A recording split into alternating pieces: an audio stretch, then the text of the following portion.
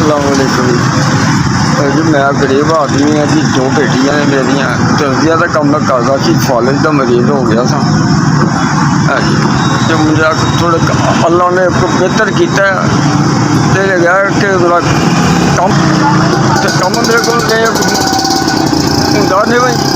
बाकी है कि जरा राशन रूशन मेरे को कुछ नहीं करता, मेरी मदद कर दो तो बहुत मेहरबानी। बेटा मेरा है कोई नहीं, पुत्र मेरा है कोई नहीं, सिर्फ 2 धीयां ने मेरिया, वो भी अजे भी आने वाली ने, जवान होने लगियां ने। लेकिन यह कि मेरा काम टकेगा नहीं है, मैं बहुत मजबूर हाँ। तो जरा कि मेरी मदद करो, ताड़ी बहुत मेहरबानी। मैं राशन लिया दो ताकि बच्चे बह के रोटी खा लें।